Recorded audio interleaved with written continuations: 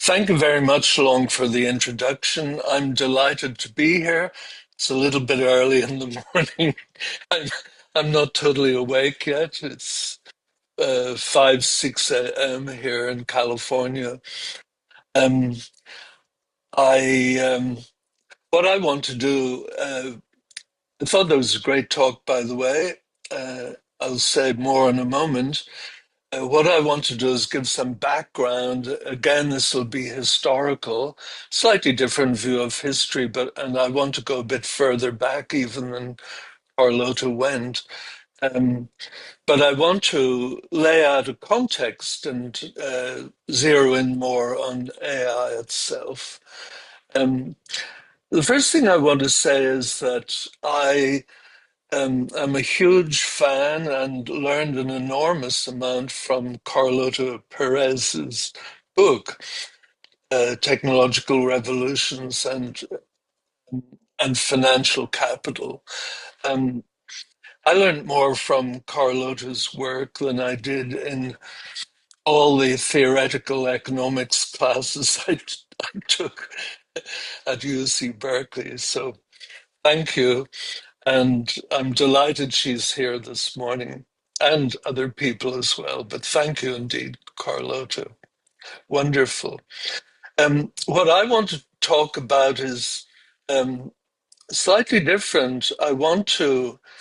Um, I want to talk about the story of what's going on, not so much productivity, GDP, things like that, or exports or anything. I just want to talk about zero in on the technology itself. My background, I would hastily point out, is that I'm an engineer trained, and Naki knows this sort of thing. I'm very much interested in technology. What fascinates me about technological revolutions is that at any moment during the at any moment in any economy, I tend to believe there's an overall story. And if you look at the United States in 1860, it wasn't a very impressive economy. It's just before the American Civil War. It was certainly smaller than China's economy. The US economy in 1860 was about the size of Italy's, which in 1860 wasn't a very large economy at all. 40 years later, the United States economy was the largest in the world. Somebody asked Josef Schumpeter, great Austrian economist, what had happened. And Schumpeter just had one word: the railways.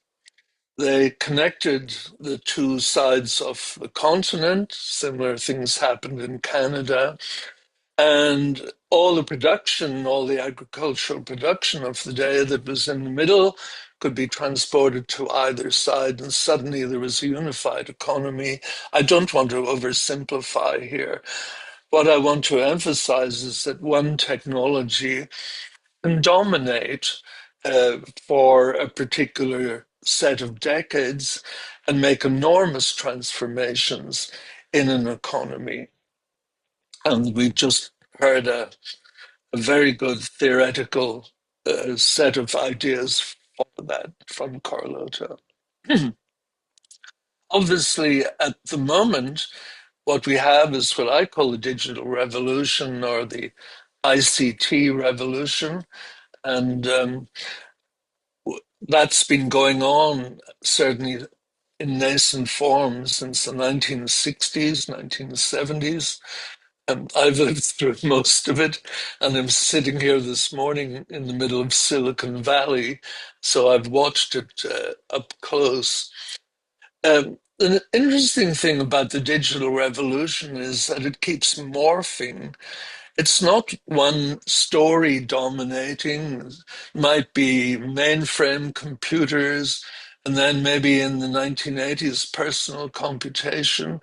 And then the 90s, everything got connected, and we had the internet, and then web services. And then by about 2010, there was the cloud. and the coming of serious AI, and then now we're in the middle of AI is the dominating story in the 2020s. And it's not that other things aren't going on, but there's one story really that's dominating and changing things. Um, and that morphing that digital revolution keeps doing, I often think is very much like a dream. You don't quite understand what's going on in a dream, speak for myself, but the scene keeps shifting and changing, and you're trying to make sense out of it, and then it shifts and changes again. So the digital revolution keeps morphing. I want to zero in on one part of it, and that is artificial intelligence. I put a picture here of John McCarthy. I once met him at Stanford. John McCarthy, in 1956, uh, coined the phrase artificial intelligence, a famous meeting with other people. He wasn't the only one. When I met him at Stanford, I was led into a series of antechambers, and then there was a further room, and then there was something that looked like a dark cave, and there was an opening, and at the end of that dark cave there was a green glow, and sitting in front of a green computer, this would have been the 1980s, was John McCarthy. And he looked for all the world like something out of Lord of the Rings. I don't want to minimize this. I've got great affection for these pioneers, but the scene um, very much remains in my mind of this green room, John McCarthy, lit only by the glow of an early computer. Very glad I met him. So I want to talk about AI. I think artificial intelligence so far has come in two phases. The first phase everybody knows about, I call it the deep learning phase. There's plenty of stuff happened before this, but I'd say this is roughly from about 2006 on through to today. Uh, we got something, the sort of intelligence, the deep learning, that's neural nets symbolized on the left here, brought us something I would call associative intelligence. By the way, when we got serious intelligence, this sort of intelligence, here in Silicon Valley, at least academically, we were all surprised and shocked. Oh my God, AI works after all. It can do stuff after all. It's not just an academic pipe dream. Wow. So, what does this phase of artificial intelligence do? It makes associations. You can show it a face image on an airport, just pixels, and it can tell exactly what person that is. It's associating an image with a particular name. You can show it a sentence or give it a sentence in Mandarin, and it can render that into English. Again, it's associating. You give me the sentence, I associate that with a sentence in English, or vice versa. You can speak to it. So your voice is on audio. All you have is certain vibrations going up and down. It can associate that if you're calling into a bank with a particular customer, etc. Uh, you can associate a computer image, say you're in a driverless car, with some particular object, which might be a road or pedestrians or bicycles or something else. So these associations, I would say, are very much what uh, our quick thinking part of our mind does. And this was, I think, an enormous set of breakthroughs. And as I say, we were all kind of taken aback, going, oh, we can do that? Wow. This came about over a series of years, 10 years or more. And there's much more to associative intelligence. now we've got what's called generative AI, Gen AI, whatever you want to call it, large language models, transformer models, etc. What sort of intelligence does that bring us? I think, and this is not very deep observation, generative AI generates. It brings us what I would call constructive intelligence. When that arrived on the scene big time in 2022, we were all were similarly uh, shocked. Oh my God, you can now generate stuff. And this was, I think, quite something that happened. So generative AI constructs solutions. You give it a series of prompts. I'm not telling you anything you don't know here, but you give it a series of specifications or prompts, tell it what you want. It will construct some solution from components it's picked up and that are at hand. Um, Again, I don't need to go into this for anyone here watching. The components are gathered from texts or the web or images or whatever.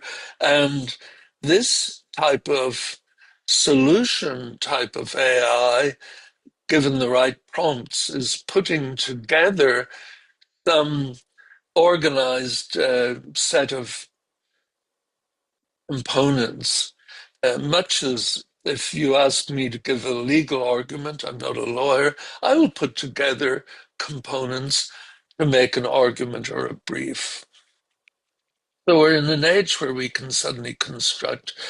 Again, this is stuff everyone here knows, but I'm just pointing out that if you want to construct financial derivatives or financial solutions, if you're in commercial banking where you're looking for complicated solutions, AI is starting to do this, complicated contracts and computational applications, not just writing programs, but maybe directing things and designing control systems that can take care of things, intelligent design itself. And my favorite is what I would call autonomous self-organizing systems. I can see Naki smiling here. This is, we're in the systems analysis world, but I'll just give you um, one thing. How would you design uh, an autonomous air traffic control system? That would be a self-organizing system. There might be no central computer, just aircraft talking to each other in some generative AI way, and everything at the macro level, planes taking off and landing is well organized. So AI is starting to do all these things. It's not just designing buildings. Pretty soon it will be designing and constructing buildings as well. Anyway, um, how should we think of this technology? And that's what I've been pondering. I Everybody's been asking this question. What I want to point out is that there is a historical precedent. And that historical precedent, for me, one of the great historical precedents, that's the printing revolution. Roughly, that would be about 1450 to 1600. Printing revolution never really stopped. And it's, as Carlota pointed out, that sort of revolution began in Germany, spread quickly through Europe to Italy and Amsterdam, Venice and Amsterdam, and then went abroad. Some countries didn't adopt this until the 19th century. Some countries that I think of as extremely sophisticated, the Arab ones, for example, and I think they lost out for a few hundred years. I'd also point out that the printing revolution started in around about 1450 in Germany, but China had printing 600 years before that, and China had paper making as well. China had all the components of this, but it was less convenient. In printing in the West, you're resetting 26 characters or whatever, and a few other things. In China, you'd have to uh, have possibly 3,000 characters or something similar. It wasn't so practical and didn't take off there, but it sure took off in Europe. I want to point out at this stage, I'll come back to printing in a moment, but I think there's two aspects of the technology. One is, you could say, what does a technology do to GDP, productivity? What's it doing to jobs? So if you say the year is 1500 or 1550, we have printing, we can now print books. What's that done to GDP? The answer would be not that much. There might be printers in Venice or in Mainz in Germany. There might be more productivity. You don't have to use all those scribes to copy books by hand. Maybe there's a few jobs in bookstores and things like that. But it's not something you would point to as having totally revolutionized things.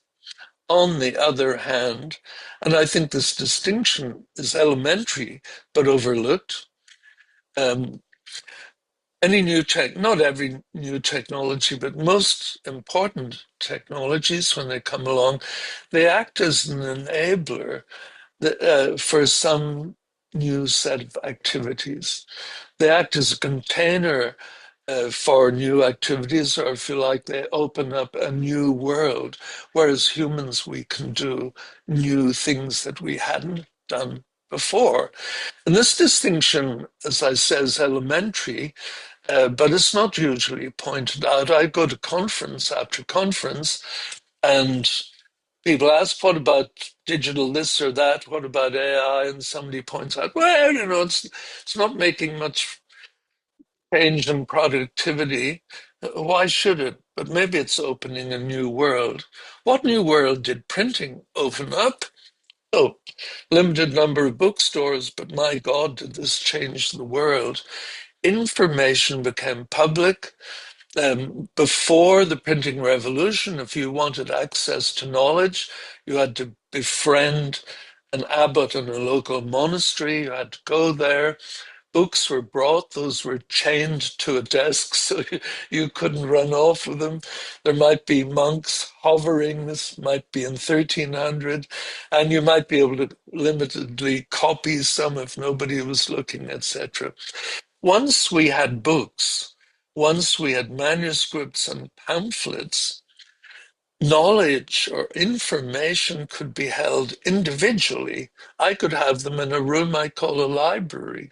They could be perused, you could look at them, you could think about them, you could debate the ideas with your friends, and above all, you could build on these ideas. So what was enabled by the printing revolution was an enormous rise in individual thought. Individual people, not just the church or philosophers who belong to the church, could have thoughts. You could have thoughts yourself privately.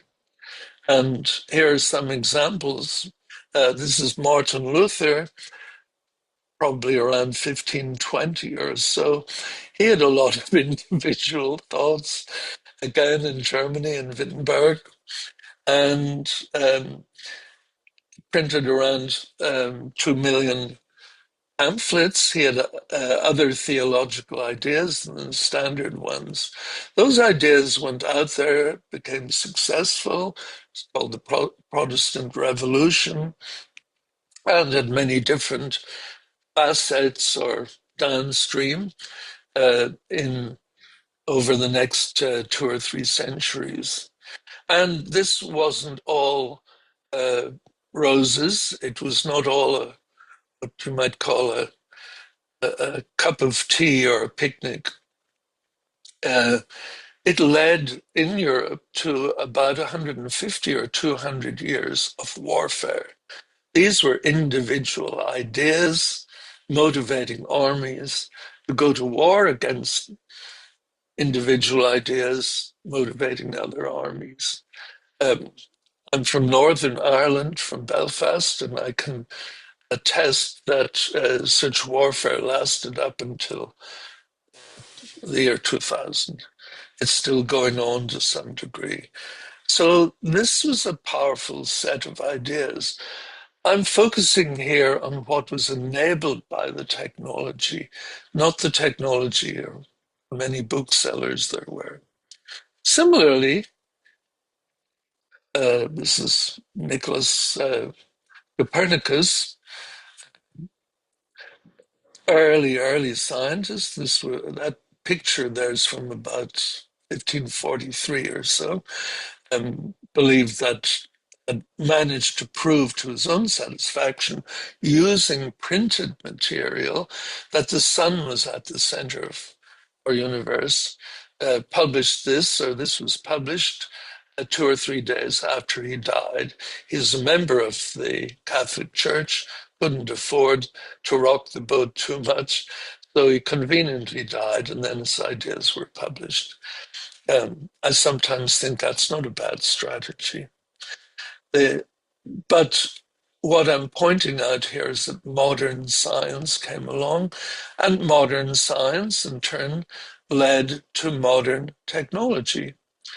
This is a picture of the detector system in CERN, the nuclear particle facility in Switzerland. So this is a complicated set of technologies. All of this, it came from printing and printing books and perusing and discussing, and led to the rise of science, individual ideas, and to exchange of knowledge and technology. So it's not just books that are getting exported or getting put in the back of horses and taken home. Um, these are real ideas, and they all date back to the exchange of individual information. So I want to come back then to what generative AI, what sort of world is this bringing us? And my rather annoying answer is that we don't know. Um, but I would say very loosely, we now have the ability not just to associate faces with names or associate pixels with obstructions in the road for driverless cars. We now have the ability to automatically design, to construct, to create novel methods, novel institutions. We can create autonomous systems, meaning systems that don't have human beings particularly involved at all.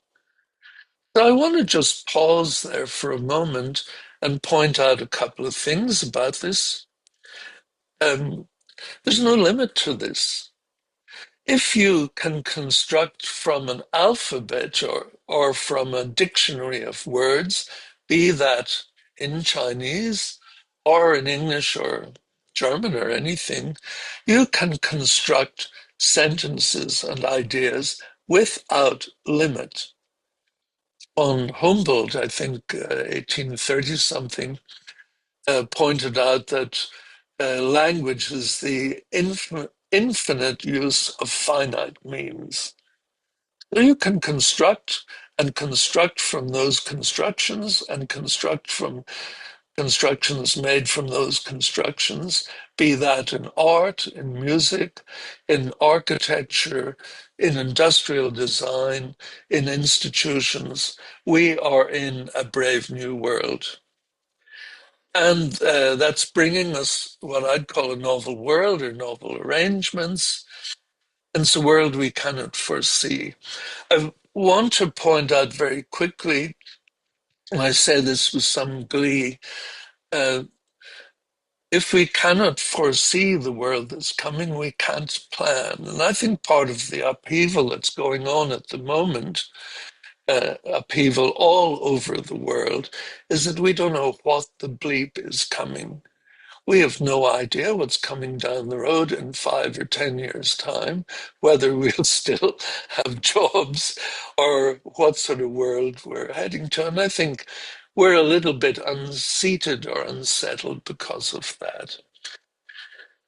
But I'd like to point out with some glee the standard rationality doesn't work in a world that you can't describe, because standard rationality means that you're trying to resolve or solve or deal with a problem that's well defined. And a world that we can't foresee in 10 years' time, 5 years' time, 50 years' time is not well defined. What do you do? And go back to a very famous Chinese saying that we learned in the West in the 1980s.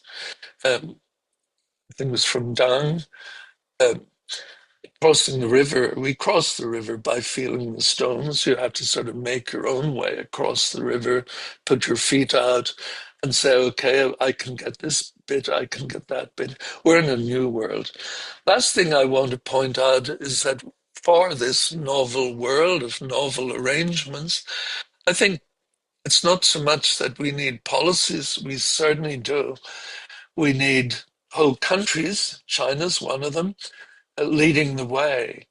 We need Europe maybe waking up a bit better and becoming part of the leadership.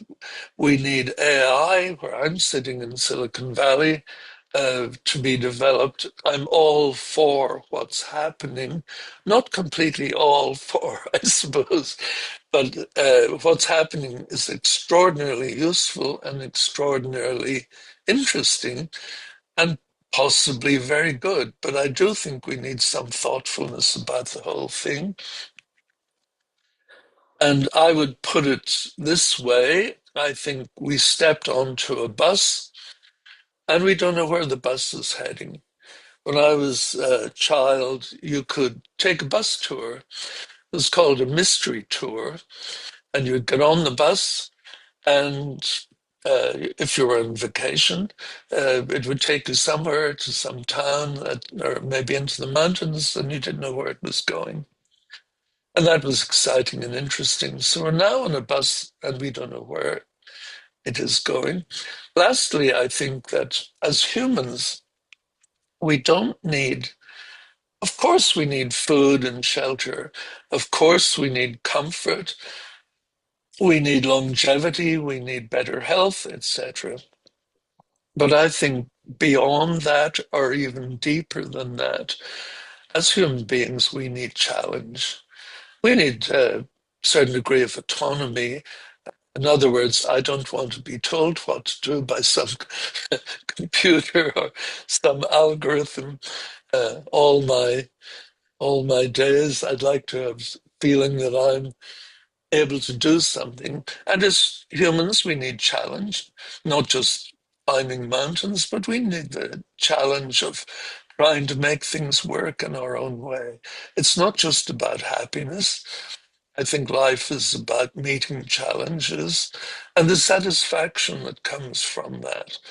And that's not always very secure. Thank you very much. And I'm looking forward to the other speakers here. Thank you.